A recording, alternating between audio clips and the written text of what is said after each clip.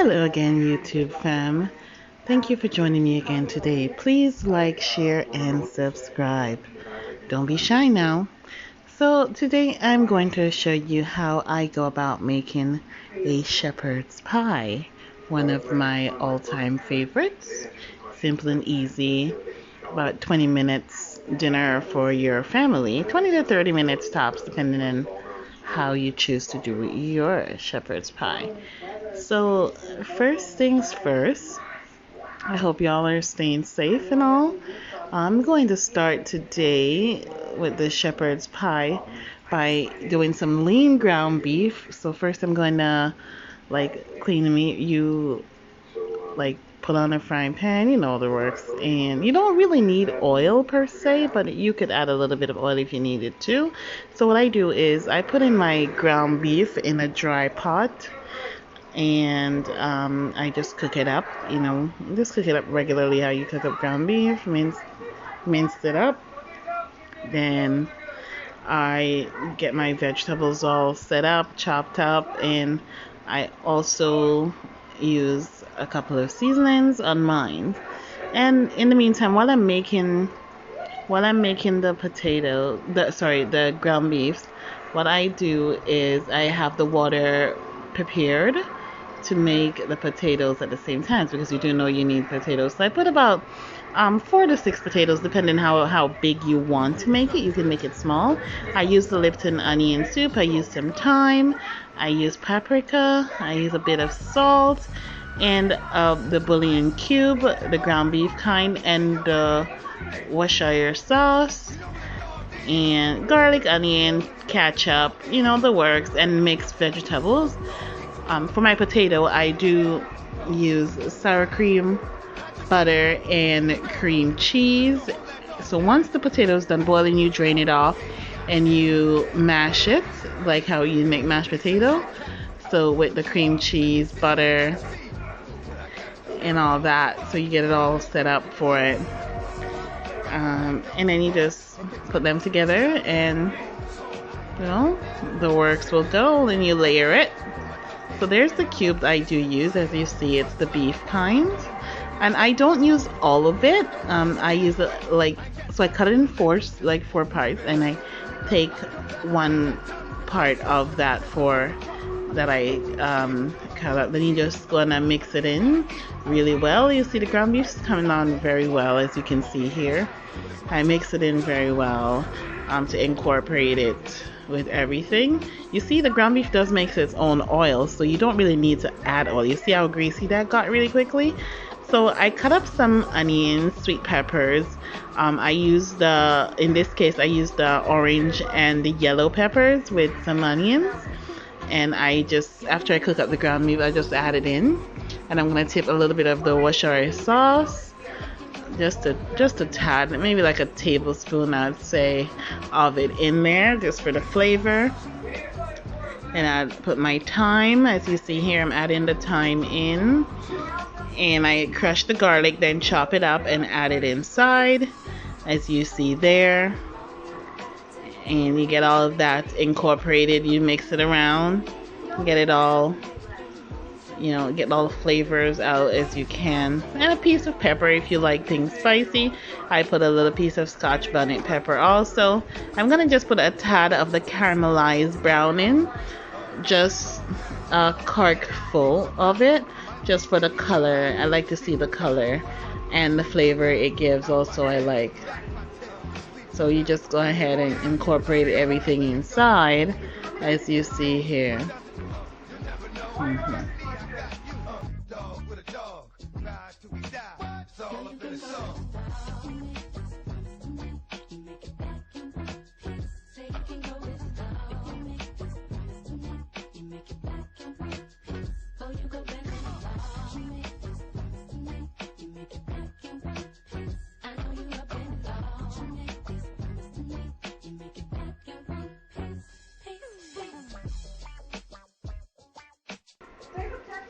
So as you see here, to make the oil and all that as cooked up from the meat, I put a little bit of Italian seasoning in the Italian breadcrumbs. So it's seasoned Italian breadcrumbs.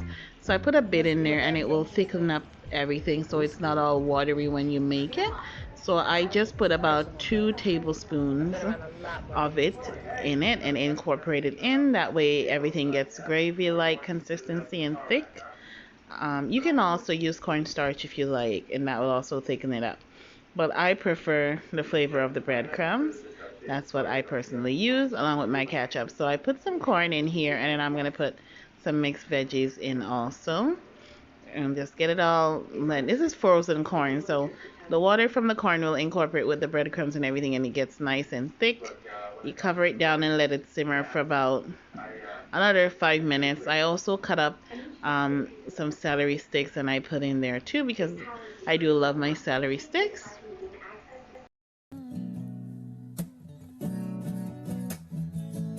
So I'm finally out of this.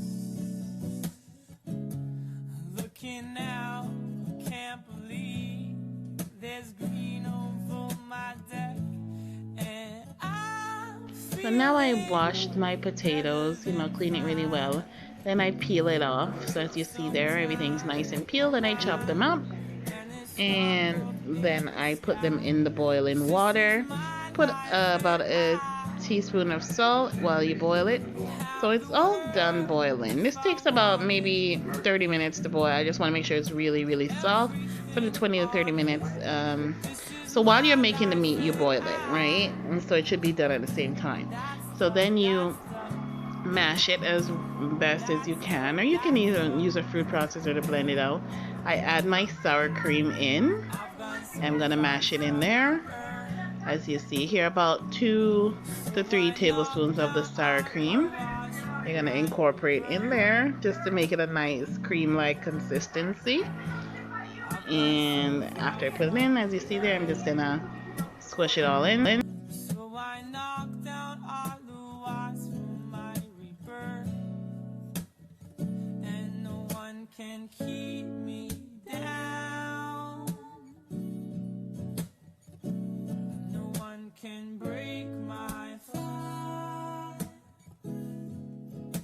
No one can keep me down.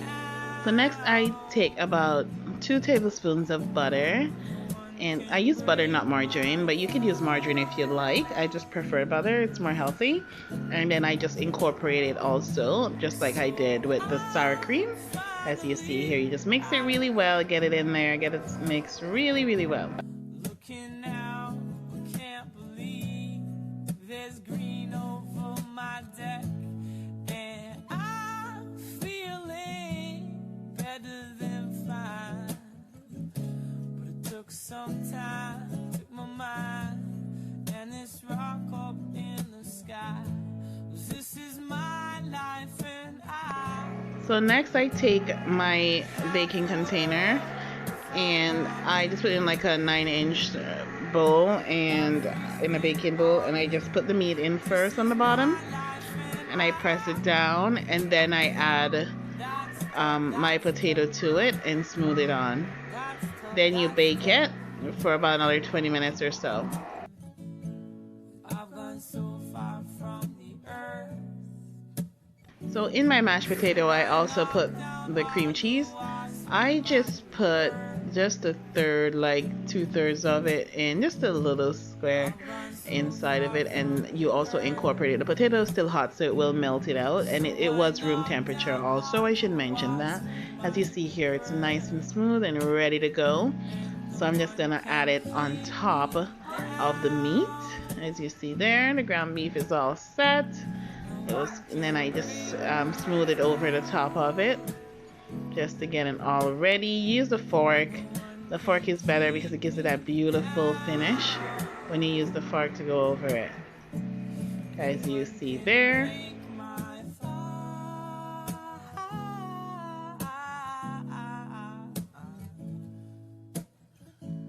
Then I sprinkle a little bit of paprika on top to give it the beautiful color. You know, that finishing touch. And I put a little cheese, shredded cheese, on top. Then I bake it at 450 degrees for roughly about 20 minutes, and this is the look. It was so delicious. I took a piece out there. I'm just showing you what it looks like on the inside, and that's what it looked like. It was yummy. It smells great, tastes great.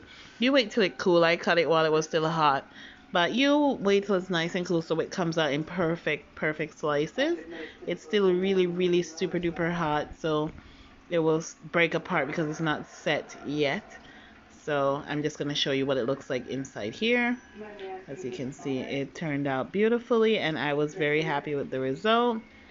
Yummy. Let me know when you try it. Thank you.